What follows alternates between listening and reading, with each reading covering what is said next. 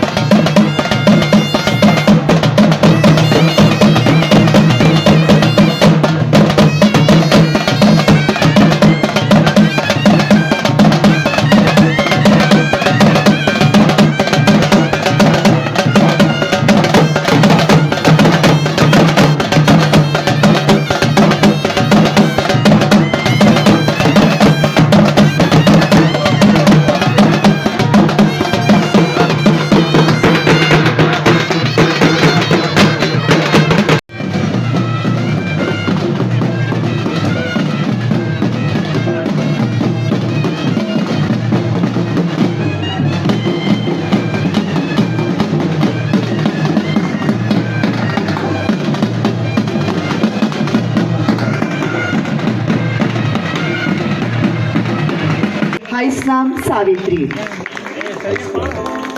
ಭಾರತೀಯ ರಂಗಭೂಮಿಯ ಖ್ಯಾತ ನಟಿ ಮತ್ತು ಮಣಿಪುರ ನಾಟಕ ರಂಗದ ಪ್ರಮುಖ ವ್ಯಕ್ತಿಗಳಲ್ಲಿ ಶ್ರೇಷ್ಠರು. ಭಾರತದ 7ನೇ ವಯಸ್ಸಿನಲ್ಲಿಯೇ ಬಾಲ ಪ್ರತಿಭೆಯಾಗಿ ರಂಗಪ್ರವೇಶ ಮಾಡಿದವರು. 1961ರಲ್ಲಿ ಭಾರತದ ಹೆಸರಾಂತ ರಂಗ ನಿರ್ದೇಶಕರು ಮತ್ತು ಗುರುಗಳಾದ ಹೈಸ್ಲಾಂ ಕನೈಲಾಲ್ ಅವರ ಬಾಳ ಸಂಗಾತಿ ಆದ ಇವರು ಕನೈಲಾಲ್ ಅವರ ನೇತೃತ್ವದಲ್ಲಿ ಸ್ಥಾಪನೆಯಾದ ಕಲಾಕ್ಷೇತ್ರ ಮಣಿಪುರ ತಂಡದ ಪ್ರಮುಖ ಸದಸ್ಯರು. ಇವರಿಗೆ ಜಾಗತಿಕ ಮಟ್ಟದಲ್ಲಿ ಅಪಾರ ಮನ್ನಣೆಯನ್ನು ತಂದುಕೊಟ್ಟ ಪೆಬೆತ್ ನಾಟಕ 1975ರಲ್ಲಿ ಮೊದಲ ಪ್ರದರ್ಶನ ಕಂಡಿತು.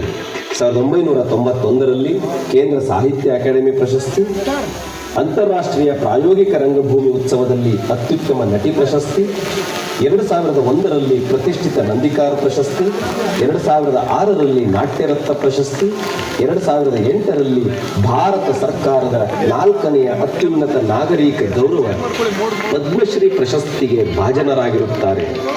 ಇವರ ಪೆಬೆತ್ ನಾಟಕವು 50ನೇ ವರ್ಷಾಚರಣೆಯನ್ನು ಆಚರಿಸಿಕೊಳ್ಳುತ್ತಿರುವ ಈ ಸಂದರ್ಭದಲ್ಲಿ 80ರ ಹರೆಯದಲ್ಲಿಯೂ ಪಾತ್ರ ಪೋಷಣೆ ಮಾಡುತ್ತಾ ಬಂದಿರುವ ಈ